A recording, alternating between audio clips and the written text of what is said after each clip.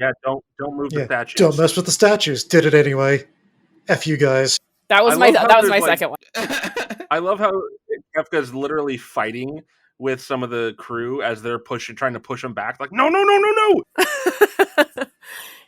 He's like, that's not what I wanted. It's so hilarious in 16-bit. Yo, don't move these things. You don't touch it. It is currently in balance. If you move it, it will be in ruin. Touch the statues, you say.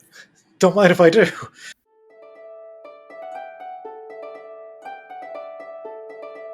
Just a reminder, this is a spoiler-heavy podcast. The notes for what that series might be popping up will be in the description. Everybody, and welcome to another episode of Gaming Theater Podcast. Today's episode is episode 8. Don't cross the streams, and other powerful things we just stay away from. In order to go through this topic, though, I've got a couple of guests with me. If you've heard some of them before, let's just quickly introduce ourselves.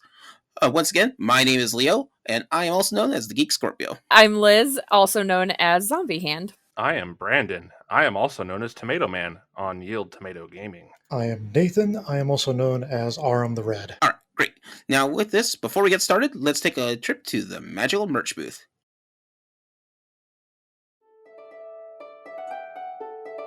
Hi everyone, this is Zombie Hand. Leo, the Geek Scorpio, wanted to let you know that the Magical Merch booth is going to be closed down for a bit as we're getting ready for a live podcast at the Gem State Gaming Convention in Boise, Idaho on Saturday, July 2nd. Gem State Gaming Convention is Idaho's premier board game, tabletop role-playing game, and trading card game convention. 3 days packed full of tabletop gaming of all kinds, with fun interactive experiences featuring local and regional artists and exhibitors, a board game library with hundreds of options to check out all weekend long, including dozens of titles you can potentially win and take home with you in their play-to-win library, guest speakers including Gaming Theater Presents, and some creative workshops. This convention will be held at 850 West Front Street, Boise, Idaho 83702. A link to the site will be available in the description. The convention will be going from July 1st through the 3rd. You can follow Gem State Gaming Convention on Facebook and Twitter for a full schedule of events as they're posted. If you're in the area, stop by for our live podcast on Saturday the 2nd. Thank you for listening, and now back to the show. All right, so with this episode, let me give you some guys, the listeners at home, sort of a backstory for it. Anyone who's done any kind of writing or such, there are things that are out there called tropes. You know, they're just basically story elements that are kind of cliche. Tropes themselves are not bad. It's just sort of depending on how the writer or the creator uses these tropes. Now, in the TV trope site, if you've been one of those guys who have hung out at the TV trope site far too long, or more often than you should have, there used to be a trope namer for a particular trope called "Don't Cross the Streams." This trope is one that was named after the movie Ghostbusters. Ghostbusters had a scene in there where basically Egon, the brilliant scientist of that, explains that they should not cross the streams. And when he was asked by one of his partners why you don't cross the streams, and they explain that it'll do a total particle reversal, and it will basically level a whole section of the planet in their own dimension for it. So don't do that. It's an important safety tip. Do not wipe out part of your existence. And, you know, a good portion of, I don't remember the numbers on it, but at least a good portion of the United States in one felt swoop of explosion. Some Solid advice. Now, anyone who's seen the movie knows that they eventually have to do it because whatever the big bad that they're trying to deal with, Gozer, is so powerful. In order to take him out, they had to still cross the streams. They just did it in the other dimension, on the other side of the doorway. Let it be the other dimension's problem, not yours. So that's where these tropes sort of come from. This is an item or some special attack or some special ability that the heroes of the story have that they choose not to use for one reason or another. And they're the amount of the danger is so high and so critical that it's not worth putting everyone in that kind of risk if you can avoid it. So that's sort of how we start. Now, Ghostbusters was a famous example. That's not the only example for those ones. And so you'll find these examples typically in science fiction, but they're kind of all over the place. And so we'll go over and give out some of these examples for how these stories and storylines play out for those and where they go. In a rare case, some of them have been so dangerous that they actually don't use it. Another similar trope to this is one that, for writers that know, it's called Chekhov's gun. And Chekhov's gun is, and correct me if I'm wrong with this one, Chekhov's gun is the idea that if you're in a story and you talk about you do talk about a gun that's put on the table, at some point in the story you have to use the gun. If there's a smoking gun, you have to explain why, or there has to be a reason for it. It's a really good way to not draw it's more like a writing device. It's a way to not draw, like, you don't want to draw attention to something that doesn't matter. And to tangent just a little bit, it's like, this is something that is pretty infamous in the first Suicide Squad movie. One guy has like a plush unicorn, like his daughter's plush unicorn, that he keeps in his jacket, and he shows it. So it's the setup, and then he shows it again, which is the reminder. So you get the setup, the payoff, or the set off, the reminder, and then the payoff. And then when he gets shot, you're like, oh, he'll be okay because he has that thing. But then he pulls out a wad of cash, and so there's no payoff for it. So that was a failed Chekhov's gun. So it's more like a writing technique than an actual, like weapon of mass destruction. Yeah, that's a very severe bait and switch there. It's a trope. It's a metaphor. What was that, Brandon? That's a very severe bait and switch. Yeah, that was pretty ridiculous. But yeah, so that one's more like a writing thing. You just never want to draw attention to something that you don't want to draw significant attention to something that you're not going to touch again. Yeah. Now, these ones are sort of considered your type of forbidden Chekhov's gun. These are the ones that are just so powerful that they bring it up. You don't use this unless there is literally no other option for it. There's a bunch of interesting examples for it. So one example I really like, and this spoils a good portion of Farscape for it, is the show Farscape. The main character in that, his name is John Crichton, and he has the ability to build what's called wormhole tech. And everyone in the galaxy's wants it because essentially he's one of the only people that knows how to find a way to go from one end of the galaxy to the next. And one group wants to use it to deliver a bomb to the other side of the galaxy to finish off this giant war.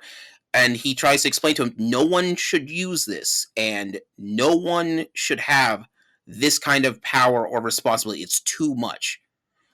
There's a quote that they have in there in the show, which I don't totally agree with, but I understand what they were getting at, which was, if you're smart enough to know how to make it, you should be smart enough to know to never use it. And so at the end of the series, these guys are going to go tooth and nail. They're going to destroy a good portion of the galaxy just so that way nobody else can either use the wormhole tech or to convince John Crichton to give them the wormhole tech. And at some point, he says "F it," and decides to and gets it built and decides to fire it off with all the ambassadors of every group watching on tow. And one of them is like, "Yeah, well, let's see what this does." And you watch as it slowly but surely starts eating away at the entire galaxy. And it's so, I love the way that they pointedly deliver this line, because someone just asked him, John, how dangerous is this? And his response is, you take a penny and you double it, and you table it the next day, you double that. You do it the next day and you double that. You know what happens after you get to the end of the month? You're a millionaire. And they just watch as these sections of this galaxy just gets eaten away over and over and over again. At this point, everybody starts sweating bullets and starts worrying, and they go, okay, could you stop this and turn it off? And his response with that, which I always thought, I don't know. I told you, don't let me touch this. Don't let me do this. Shouldn't have done it. Shouldn't have done it. But yeah, so that's this devastating thing, and he tells everyone, don't do this, until he finally decides. They're like, all right, fine, I'll do it. I know one that I found over my research, which is not thought of very often. Do you guys remember Tailspin back in the late 80s, early 90s? I watched that as a kid. It was the early 90s, I think, late 80s, yeah. Yeah, I remember it, but I couldn't I watched it in the 90s, but it doesn't mean it was a 90s thing. Yeah. It's called syndication. It's a great thing. Love it. So I don't know if you guys remember it's a weird thing that happened with 80s and early 90s cartoons back then. Some of those would do premieres, and their premieres were actually more like mini movies. The Teenage Mutant Ninja Turtles from the 80s did that. It was actually the first 4 episodes back to back as one film. Gargoyles did that with Awakening. It's the first 3 episodes are back to back like that. Mm-hmm. It's kind of gone out of style, and I think that's mostly because of how animation now just works out. It's just easier to just an hour of time to do it and break it up later. So anyway, in the first 3 episodes of TaleSpin, you get introduced to Baloo and the characters on that. And partway through the second episode, he has to get away from the air pirates, but they actually have him completely surrounded and he's trapped. He has a switch that he pulls out from the Sea Duck, flips the switch on, and it forces it to go ridiculously fast, but overclocks his engine horribly. He gets asked he goes, wait, you can do this the whole time? He goes, no. If I turn that on, at best, I can keep it going for maybe 7 to 10 seconds. And he doesn't turn it on because it would destroy the Sea Duck. And it levels a good portion of it. It would make this massive explosion anyway. And so he has to use it at the end of the 3rd episode because that's the only way to stop the Iron Vulture, the giant air pirate's ship attached to a giant death beam. It's a good time. That's a good time to use it. I mean, if you're out of options and it's, okay, my plan is already a suicide mission by flying a plane into another plane and then blowing it and then overclocking it and hoping it blows up. Hey, go big or go home, man. Yeah. Baloo knew what he was doing. I love Baloo. So, I have to say, Liz, I'm pretty sure I just figured out which one it was that you're like, you're picking this one. I'm really mad about it now. Yes, you're shaking it. Why? I'm mad that you figured it out. Well, it took me a second. Well, if you figured it out. So I now have 3. And now I'm probably down to wow. 1.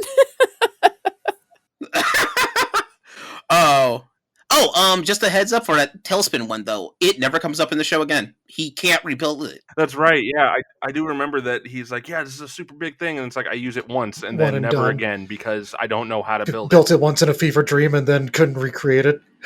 I think it's Titan AE. He's like, yeah, I built this thing in my sleep. I don't know what it does. Yeah, something like that, right? Want to turn it on? Not really. Can I go first so that I can... Yeah, go for it. So let's see what dangerous thing that you've... So it's not a man-made item. This is the one I think that I thought Brandon was going to have first, but now he's going to try and steal from me. It's not a man-made item. It is the meteor summon from Final Fantasy VII, which can... The black materia. Yeah, which can absolutely destroy the world, and that's why, Aerith dies so she can cast Holy from... I mean, that's not why she... Oh yeah, spoiler alert for like a 25-year-old game. What? Oh my gosh. Aerith dies? No! What? Look, my sister still doesn't know. That is going to be... We're playing Final Fantasy VII Remake, and I am going to just let this ride out. Plebeian. But so Aerith dies and casts Holy from the life stream to stop Meteor from being summoned. And it's actually a big thing with the remake is people are guessing that in the remake we're going to be given the option to save Aerith, even though she kind of wants to die because she knows that she needs to be able to cast Holy from the live stream. But that's all a theory. That's just a theory. Yeah. Luckily, that version of FF7 Remake won't be out in time for this podcast to ruin this. Nowhere near. Nowhere near. That was the one that I that I had. The black materia meteor. Meteor. You just wanted to make sure you got that one. So glad. That's one that I think that Liz might also have had on her list. Ooh, I'm excited because I feel like you might get it. I'm going with the gate from Full Metal Alchemist. Ooh, I Oh, didn't yeah. have that one, but that is a good one. Okay, I'll be honest, I didn't see all of Full Metal Alchemist, so what is this gate? The gate is basically something that exists within every individual. It is the source of all alchemic knowledge, and more or less allows entrance to God's domain, and no one is meant to see what's inside of it. And whenever Isn't that what Scar is summoning? Or isn't that what Scar is trying to do? Scar is trying to create a Philosopher's Stone using the entirety of a city as the sacrifice to do That it. city, yeah. Yeah. So, I mean, technically, this goes for 2 spots into Full Yeah, Metal. so in doing that, I guess technically he would be accessing the gate, because the way that you... That wasn't his intention, though. Yeah, exactly. The way you open the gate is by performing a genuinely forbidden alchemic act. In Fullmetal Alchemist, the protagonists do that immediately, where they try to Oh, yeah! Bring someone back bring from the back their dead. mother from the dead. So they have all of the things that are required for a human body, all of the chemical composition in a pan with an alchemic circle, and then they need how can you get a human soul? What's the cost of a human soul? Well, they prick their fingers and drop some blood into the little mix, and then they transmute. In performing human transmutation, that activated the gate of truth, which is what's referred to. Through their naivety, yes. And it literally swallowed all of Alphonse's body and would have taken his soul had Edward not given up his leg and his His arm literal arm as and a- leg. as a literal means of keeping the soul on this plane, and then he puts a seal on a piece of metal to tether the soul to it. How much is it going to cost you to keep that soul in this dimension? An arm and leg. Literally, that is the Yeah. oldest joke in Full Metal Alchemist history. Yeah. Yeah. Took it to an extreme there, buddy. Well, no, actually, technically, it's just the arm because he lost the leg with the other stuff. Oh, that's right. But yeah, but upon doing that, since he survived his ordeal, he was then basically given the ability to transmute whatever he wants without the use of a transmutation circle, which is basically you can get the solution without doing the math, is effectively what it is. I just love Full Metal Alchemist. This just makes me want to rewatch. That is literally the premise, because the transmutation circle is literally drawing out your math on the paper. The outcome is the solution to your math problem. He claps his hands and touches whatever it is, and then whatever he wanted to do with it, there it is. Happen. He just gets it. He gets to skip showing his work. Yeah, but at the cost of, almost looking into The one time he does it, and then he gets that ability across the board until the end. And it's like most alchemists do not have that ability because of what it takes to get there. And so him being able to do it, people are like, this kid's been through some shit. We already know, or he is extremely powerful. Yeah, like as a proper example on that note, Al took the brunt of it. That's why he is technically non-existent.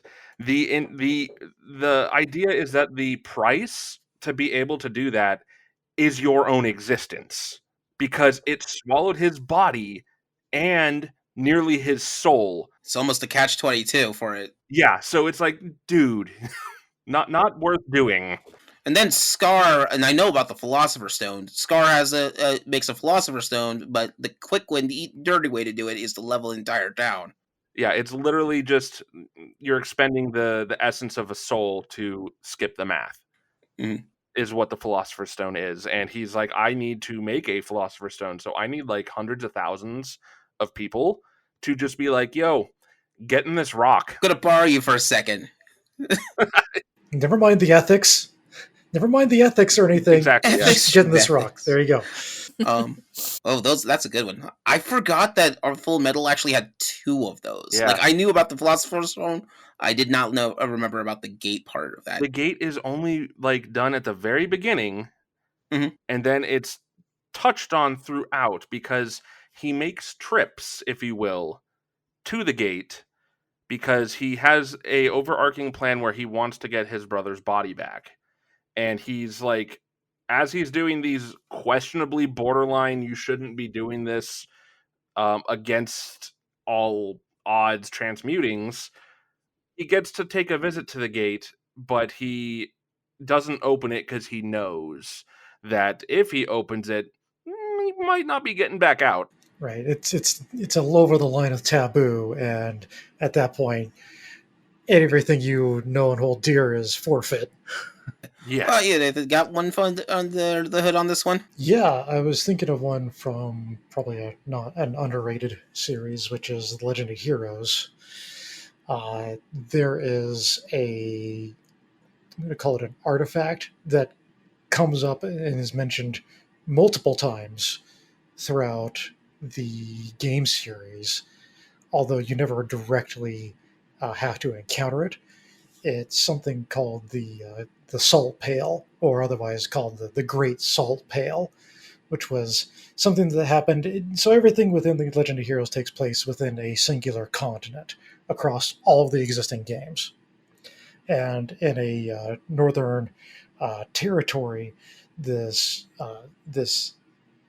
instance or situation with something called the Salt Pail occurred, which looked like there's an image of it you can find out there that was from the third game from Trails in the Sky.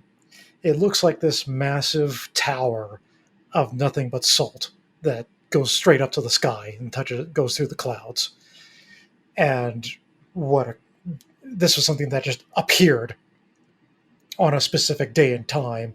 And when it did, it just rapidly started spreading and solidifying everything around it. It was in like some large evergreen forest in the territory. Everything it touches, it just solidifies instantly, and it spreads. Jeez. It just instantly crystallized as it goes across, destroying everything in its path. So there was nothing to say that this was going to occur beforehand. It just seemingly appeared out of nowhere, at least according to the initial reports when it was first was introduced. It's just like, yeah, I heard about that when this happened way over there. I can't believe how much destruction actually happened there. And it takes, so, like the trope with like JRPGs and in anime is that the church is usually evil. I mean, so let's get real here, all right? There's a reason there's a reason it's a trope. It's because the people in charge at churches are generally evil. So in Legend of Heroes, that is not the case. I don't believe you. You're a liar. Then you can play the game. Play Final Fantasy X. Final Fantasy X proves this accurate. Now, some of the things they might do could be considered somewhat questionable to some extent, but they have their own secret military, somewhat like an elite force, aside from their clergy, called the Gralls Ritter. That they it's just a small group of people. There's maybe a baker's dozen of them at most, but they're the elite of the elite, and they all have some special ability that's granted by the church. So one of their agents was sent over to investigate the Salt Pail, and it took one of these guys to even stop this thing, and they had no idea what even caused it in the first place. They found some artifact at the center of it when they were actually able to stop it and restrict its spreading and completely halt what it was doing. But they have to put the artifact that caused it under massive lock and key, because the second it gets out somewhere and somebody like, oh, what does this thing do? Hey, what does this do? I'm just gonna take it home. Just immediately destroy a city and level the entire area. It's turning it all to salt. Talking about salting the earth. This is very literal. It's a great example of putting up a sign that says "Do not touch." Suddenly, everyone must touch it. Yeah, so the Grolsritter have a archive where these artifacts are held under massive amounts of seals and barriers, and be like, just piss off, do not touch, ever. Get out!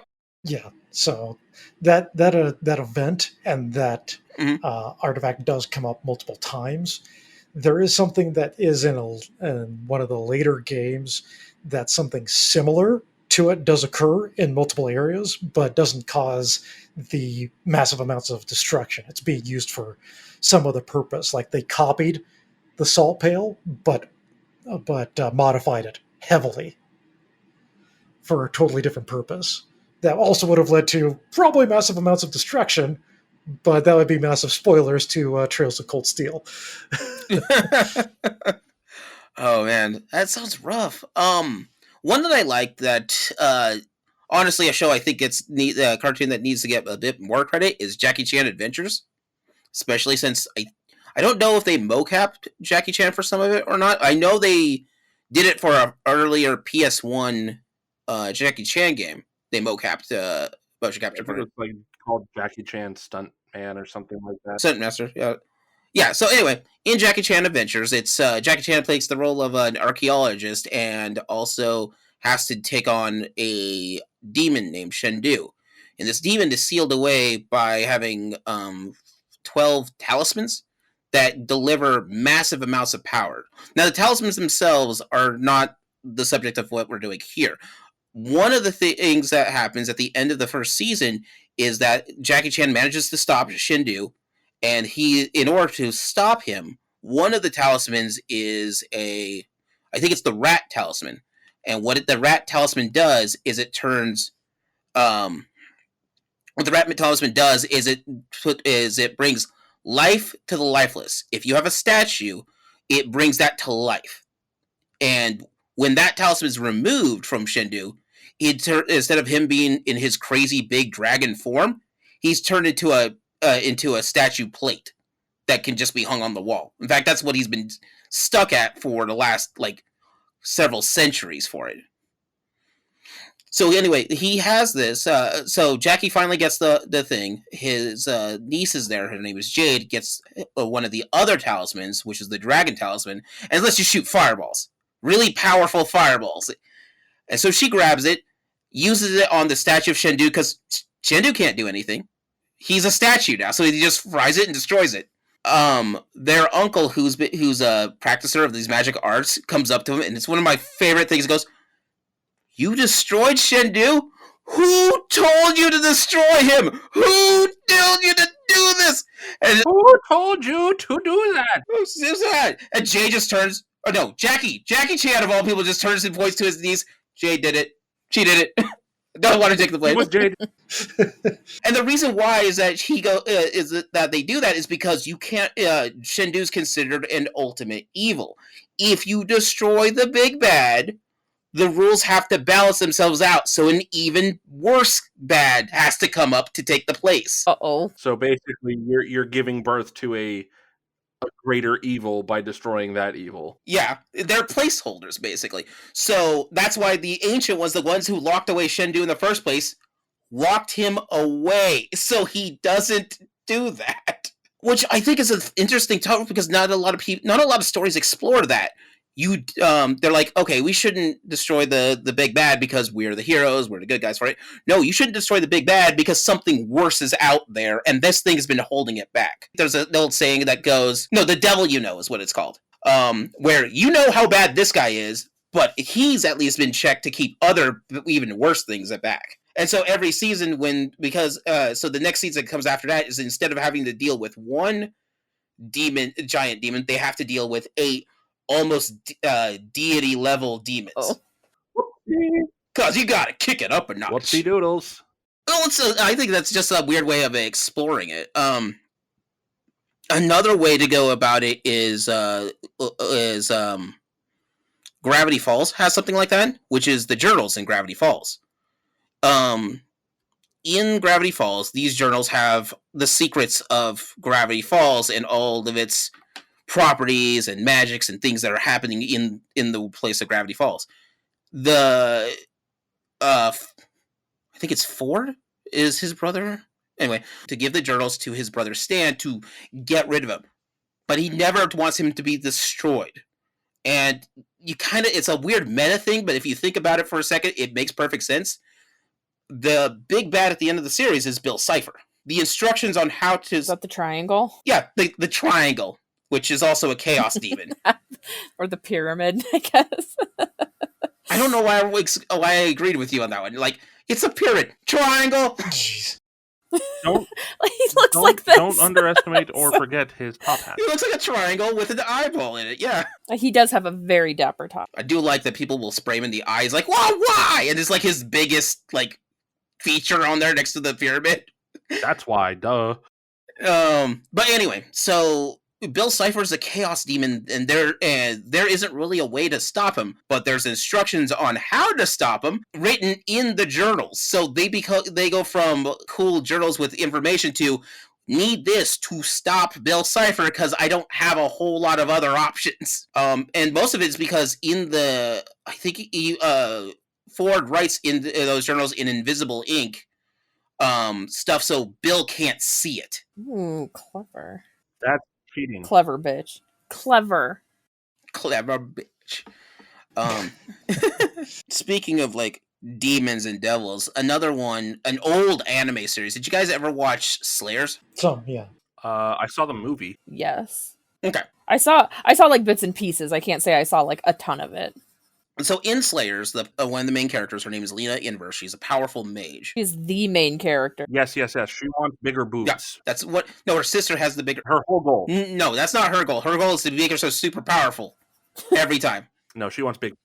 Well, no, it's she's afraid of her sister, who does in fact have big boobs as far as the canon is concerned. Look, I've only seen the movie, and the entire plot point was get to the fountain of aging to make your boobs bigger.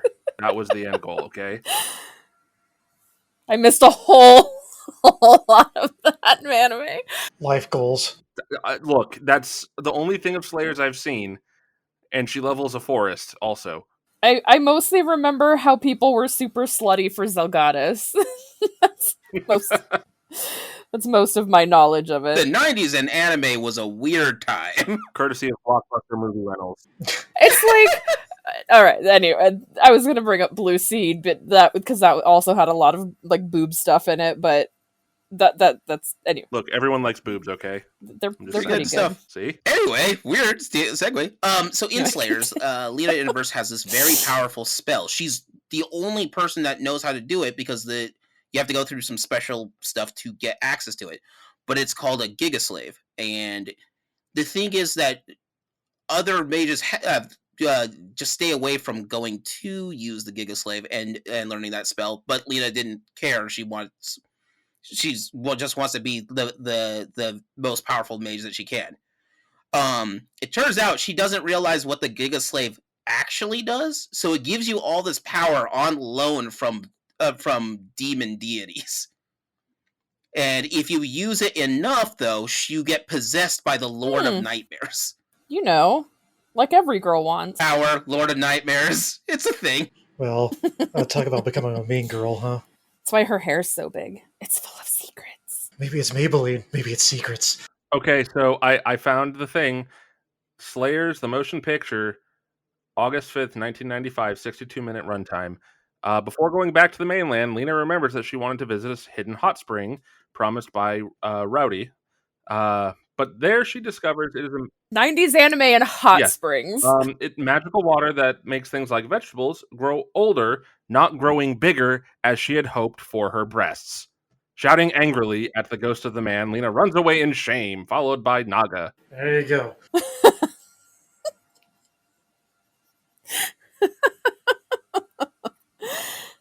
I just think of Ranma and how much stuff happened in hot springs in Ranma 1.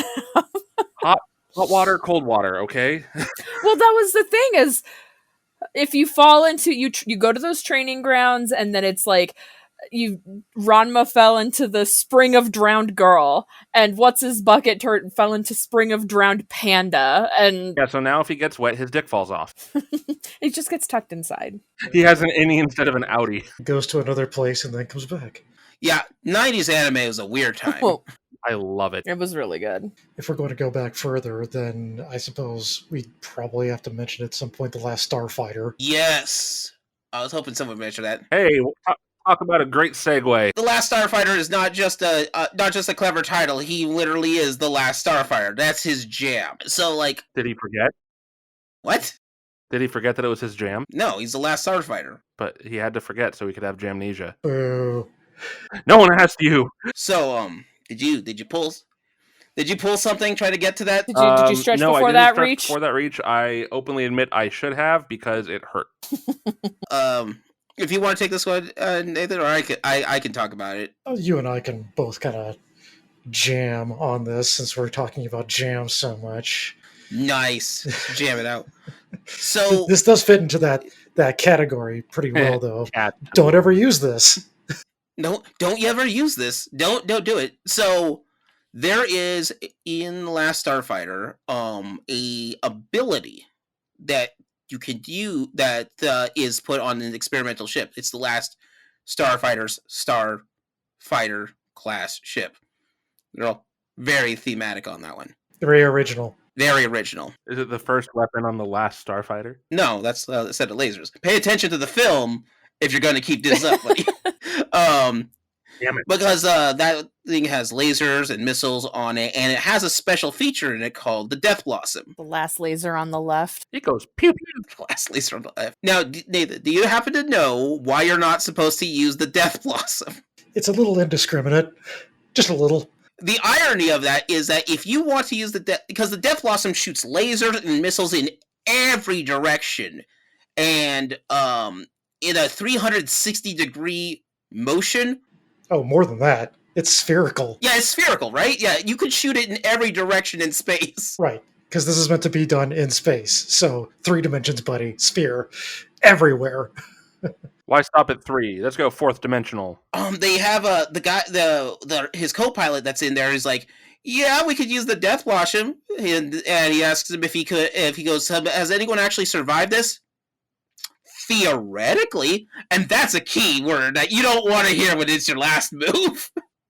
I think the only that he's desperate to use this because he has to take out an entire armada single-handedly.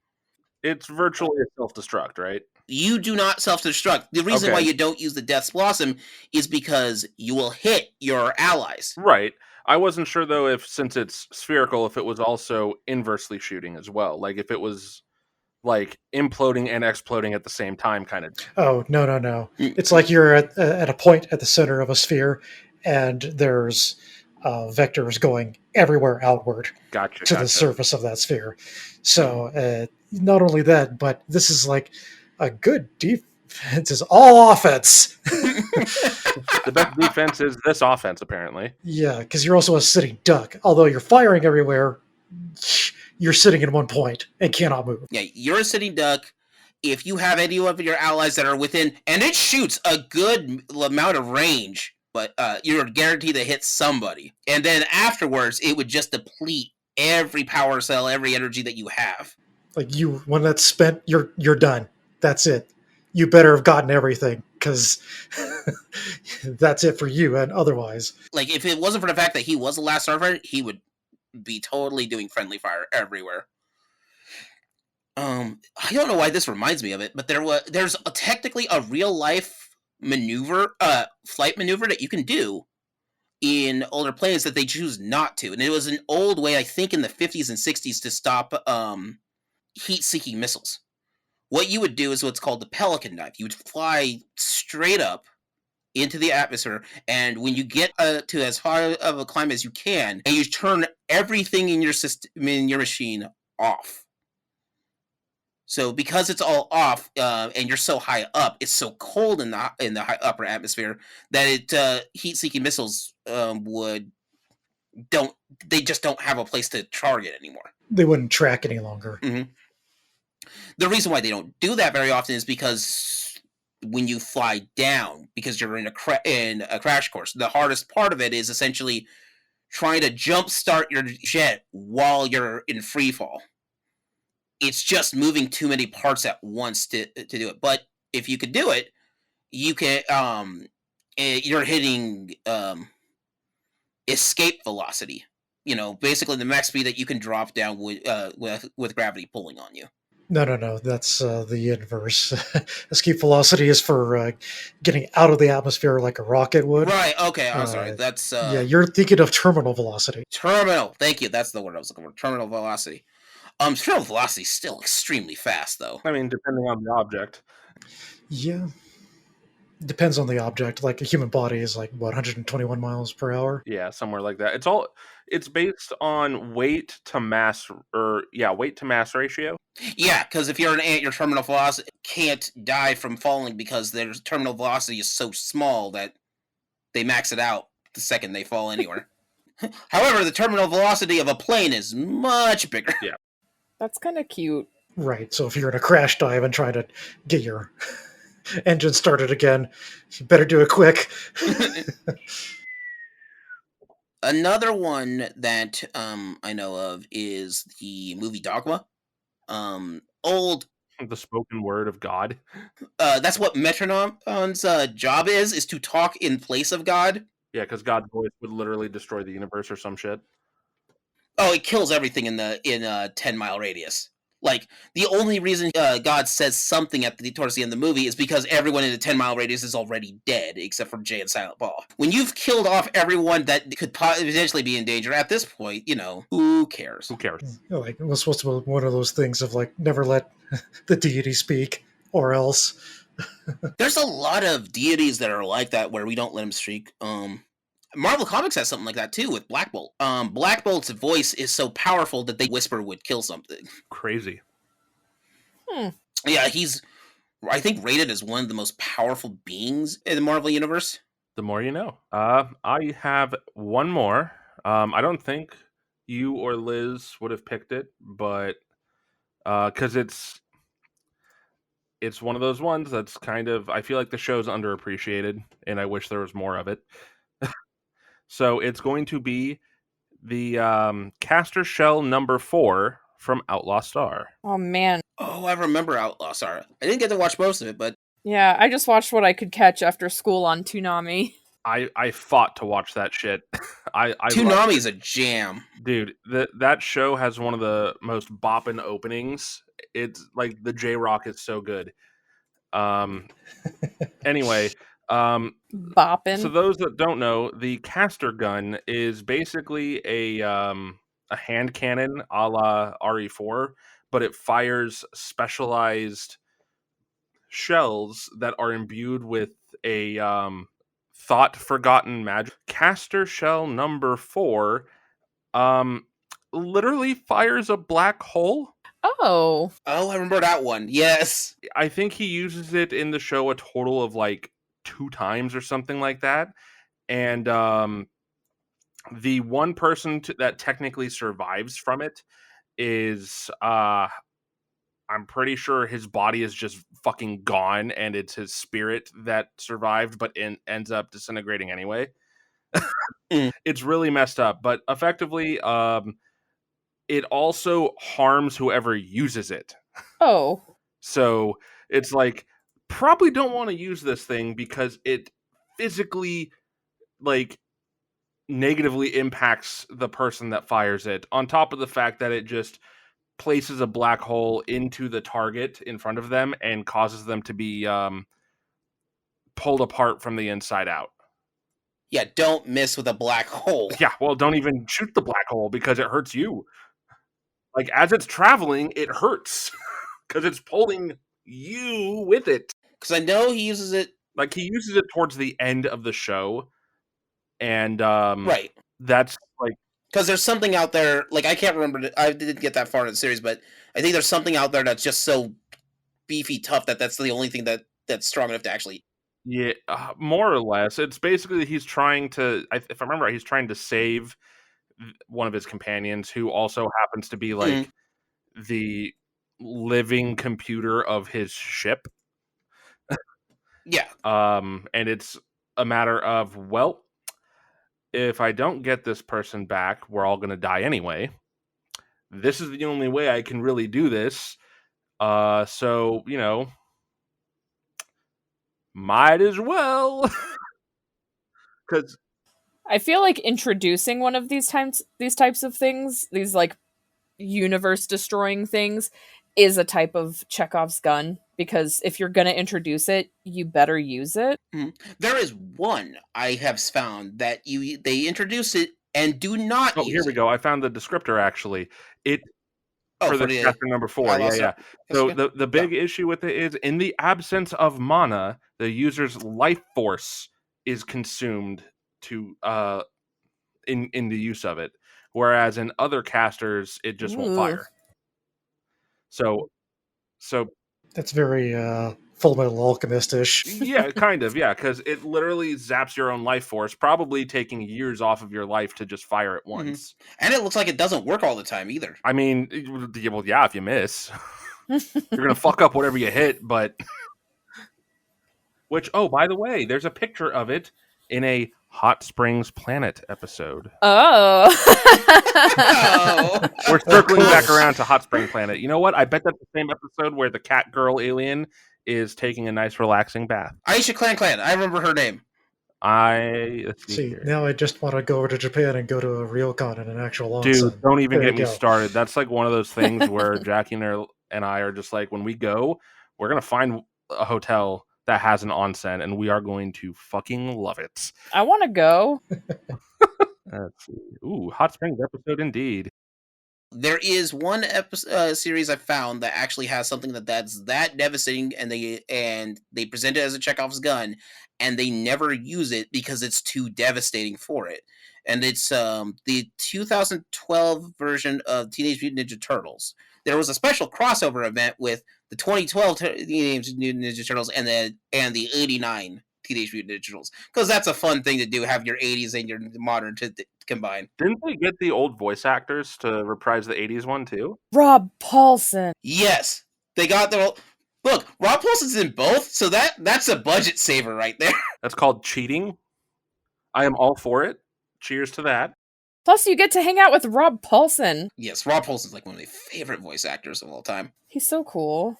Yeah, because he played in '89, or in the '80s Turtles, he was Raphael, but in the 2012 Turtles, he was Donatello. They actually make reference to why do we sound the same? I love that. I'm like, this guy's having a conversation with himself. That's got to be awkward in the booth. But anyway, so they need their help the Turtles are teaming up to help themselves to go with the 80s Krang, who's planting what's called a dimensional bomb, and he's putting it in different universes, and when they go off, they will destroy the universe. One of his allies finds out that he planted a dimensional bomb, and the second he finds out that, wait, that's your plan? Put a dimensional bomb? We don't do that because that will destroy an entire dimension. And they just turn and start kicking the crap out of him. Because you don't destroy the dimensions. I also love how they deal with multiverses, because the strength of a multiverse in the Turtles series is proportional to how early on the canon is. You destroy the one from the original comics, you destroy them all. Right, because that's the Prime. It's the source, if you will. That's the Prime. It's the source. Also, don't mess with the Turtles in the Prime universe, because they're really, really mean. Like, every time they show up, they whip whoever shows up. Well, yeah, the original comic versions were hyper violent, super violent. Like, they kill Shredder in the first issue. Which then begs the question: how did the show continue? Shredder comes back, classic comics logic, but not for a while. You get stabbed that many times. You just sort of take a break. You need kind of just gotta lay there for a minute. You need to take a health day on this one. Help! I'm bleeding from holes I shouldn't have. I'm gonna take a nap. You gonna take a nap? I'm gonna take a nap. Okay. I'm gonna take a nap for the next 4 years. Don't bother me. Yeah, those are a lot of really good examples. Some that get thrown around. Fry, Futurama has a bunch of them that they don't do, and they keep doing it. The tattoo that Bender has the code. Fry has it tattooed on his butt. Yeah, the Bender QR code head. Yeah, Fry has it tattooed on his butt, and if you use that, it creates a time paradox. Oh no, wait, you're right. It is on Bender's butt, isn't it? No, it's on. No, Fry's butt. it's a picture of Bender. Oh, Yeah, it's. Oh, that's right. Bender's That's right. head that when like a QR code Yeah, when yeah. scanned, the world ends. No. It does. So what happens is it doesn't the world end. It lets you go back in time, but the caveat to that is it does not create a paradox. It's a paradoxless time machine. The problem is that because you have a paradoxless time machine, you now have two of you running around. Oh, so you know what? Because of that example, that makes the fact that Fry's his own grandfather make so much more sense. That's different. That's regular time machine. Oh, That's yeah. but that shouldn't have worked then. They didn't use that to for Fry. No, it totally works. That's No, shut up. okay. So we'll deal with that in the time travel episode, but the short end of this. This is the thing about Matt Groening. He doesn't have time paradoxes. Every time paradox he has gets solved. And it's because your one version of you will die. It's why there's one episode where Fry and the professor keep going to the end of the universe, and then it resets and everything, and they end up going back around, and then they like shoot Hitler, and they, before World War II can happen, and they do all these other things, and the world ends up like off axis or whatever by 6 inches or by like 2 feet or something. So when they land, they finally get back to where they were. There's 2 of them. Well, because the planet has shifted, the time machine now crushes the other versions of them. So paradox solved. Paradox solved. But during that movie, Bender's Big Score, because it doesn't create a paradox, it doesn't solve itself. However, Bender uses it so often, goes back in time so often, that there's a stockpile of them, and apparently every time one of these clones shows up, the next one has a doom field, like they're doomed. The amount of doom is just bigger and better. And it tears a hole in the universe to do that. Paradox solved. That's the ending of that movie. Tears a hole in your universe. See ya. Move on. But yeah, no, Futurama is great because even if they have those giant things and they use it, especially for time travel, there is no paradox. Something has to get solved. And so, like, Fry being his own grandfather works because Fry is supposed to be back at that point to start his own genealogy. He's not a paradox if you're the one that creates yourself. It's also a Terminator. I'm not going to comment on this. Well, this. It's also a Terminator thing because there has to be a version of the world where What's-His-Bucket didn't go back in time to sleep But John Connor didn't father himself. No, but there has to be a version of the future where John Connor doesn't exist because he didn't exist to go back in time. Or where What's-His-Bucket went. Kyle? Is it Kyle? He wasn't. There's a version of the world where John Connor didn't exist. So therefore, Kyle Reese didn't have to go back in time to create John Connor. And now we have a catch-22. Terminator has a paradox that cannot be solved. Futurama does not. I'm adamant about this. That's a travel episode. That's a dull. I will read up, and I will do some homework. I love time travel stories. Apparently, I will come prepared. I'm not going to go further into it because this is not a time travel episode. Otherwise, I'm sure this could easily eat up the whole time stamp. Yes, clearly. Yeah, Leo's already going to have to edit all this out. So yeah, don't derail and tangent us off into a completely different topic. So with that, I think that's sort of the big stuff on that. Now, the one note I do want to bring up is if you are doing something like your own writing or your own tabletop RPG or whatever. Yeah. What about in Final Fantasy VI when Kefka tries to destroy, or when Kefka destroys the world? Oh, that's true. That is a world. The statues at the in the. Yeah, don't move the statues. Don't mess with the statues. Did it anyway. F you guys. That was my second one. I love how Kefka's literally fighting with some of the crew as they're trying to push him back. Like, no.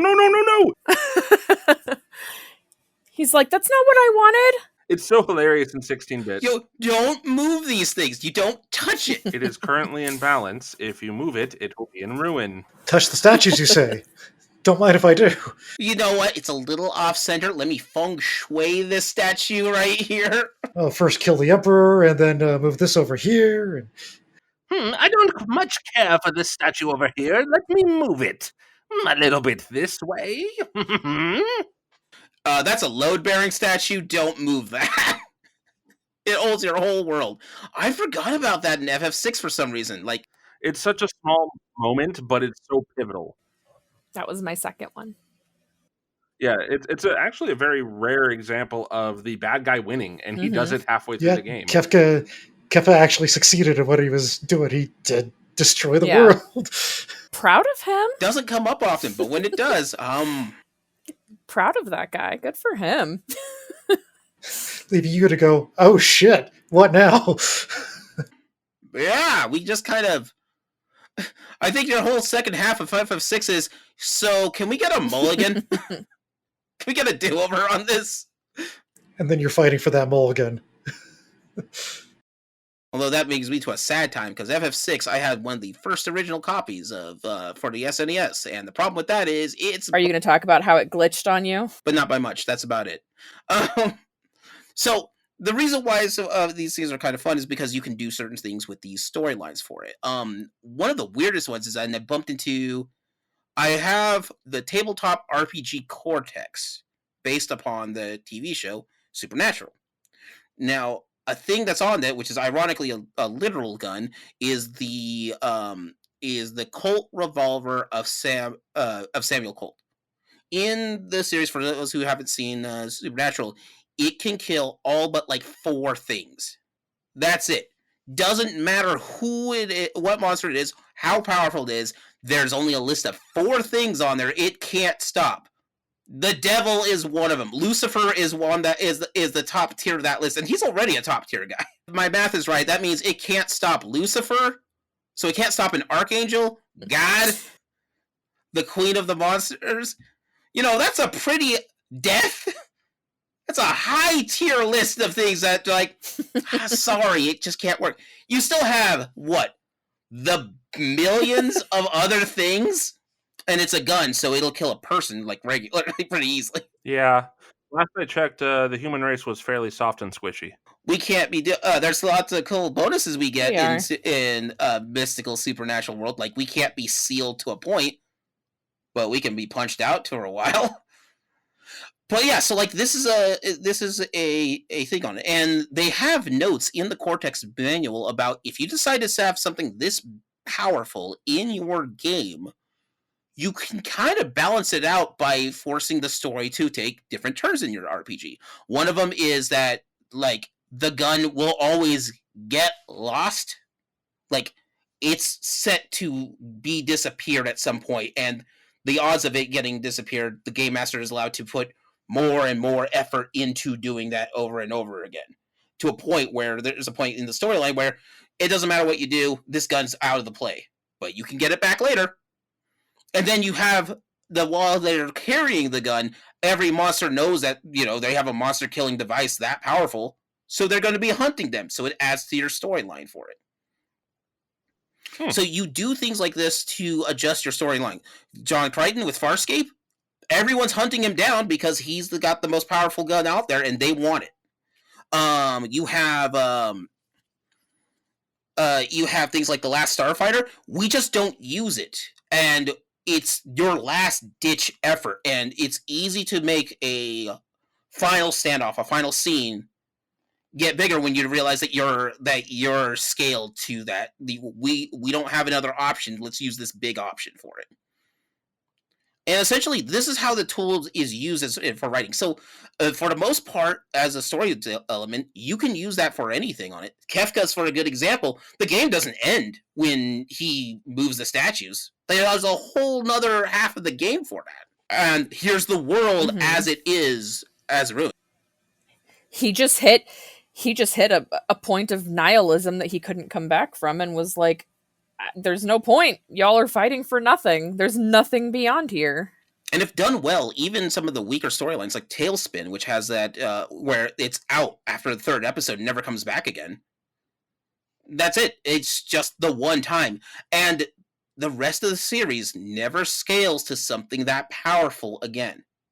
The series is episodic, they go on little adventures, but they never go to something to the point where it's going to destroy us, the Cape Suzette, destroy their city. Right. Because why do that? Well, if we already use our big powerful weapon now, we don't need a story that shows that there's a big powerful weapon in it. And these are all just the general examples that are done fairly well. Mhm. Outlaw Star, the caster shells used. How many of these we have? 2 tops. We hang on to those. Of that particular one, there's like particular what, one. 12 caster shells or something like that. I think there's 20, but he doesn't use all of them through the series. Mhm. I think he ends up using like 2/3 of them, something like that. So that's sort of how you can handle with that plot, with that as a plot device. And again, this is just a trope. The key to a trope isn't the people are always like, you always hear every so often someone going, "Ugh, this is so tropey because of it." The trope's not the problem. The problem is how you use it. Everything is technically a trope after a while. Like, there's nothing you can do. Everything that you come up with has already been done. It's just, is yours clever? Do you have likable people? Is your story engaging? Like, nothing is original. Harry Potter is a chosen one trope. Like, that's been done 1,000 times, but she did something with it that hadn't Or been done can at the you time. just play with the trope and make it like you play it straight, or where everything is exactly like it is, or Do you try to subvert it? subvert it? And those can get really dangerous. The TMNT 2012 episode for the crossover, they did it really well because they're like, yeah, after this, there is no show, and the whole thing ends. And even the bad guys know this is a stupid idea. Let us not wipe this out. I think that's a good ending point for you. I don't honestly have any kind of last thoughts on that. These are all the ones I can think of. The only thing I can think of that video wise similar to that is like Halo. Isn't that a planet? No, Halo's a Halo. Well, Oh, wait. technically you're right. No, it was really funny because I don't know shit about Halo except Master Chief and Cortana, and I don't know anything about them. And so Leo was like, he said something like, "Oh, that's how Reach got blown up," and I was like, "Oh, is that a ship?" And he was like, Reach is a "Oh my planet.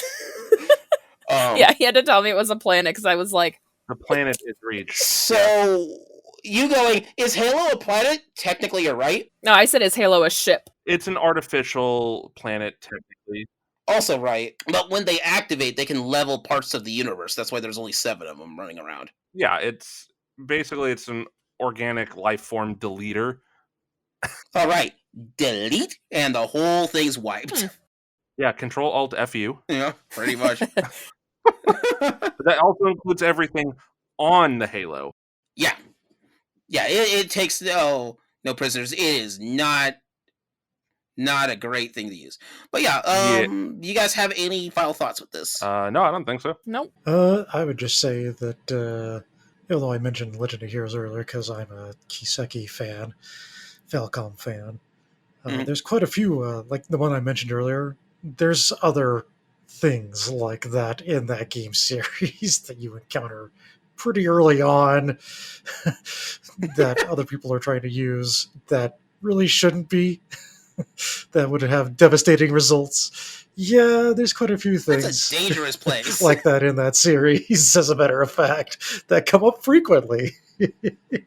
Now remember, these have to be very powerful items. We did not say that it only had to be one. You could have a pile if you want. Oh yeah, absolutely. Yep, here you go. The one there, over there. Yeah. I guess I could part with one of my doomsday devices. This time. I mean, I've got 12 more. Oh, the professor from Futurama was amazing with that. He's like, well... Damn you, Pazuzu! So on that note, the next episode will be coming out on July 1st. If you happen to be in the Boise, Idaho area, by that point, we will be doing a live podcast in a convention center. And I'll be posting that information, that up later down the line. So with that being said, thanks for everybody who's listening with you with another EXP Boost. And this is Gaming Theater, logging out. Take care. Peace out! Bye. Bye!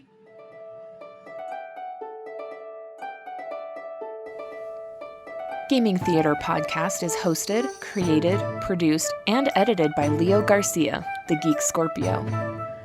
Our music is A Drinking Game, stock media provided by Stormwave Audio /Pond5. Our cover art is by Adam Parker. You can find him at ParkerGFX on Twitter. If you want to send us some financial support to help with producing things for Gaming Theater, you can do so at patreon.com/gamingtheaterpresents. It helps us out. Want to send support that doesn't hit your wallet? Please leave a review with wherever you hear your podcasts and share our podcast with your friends. It really helps out. Thank you for listening.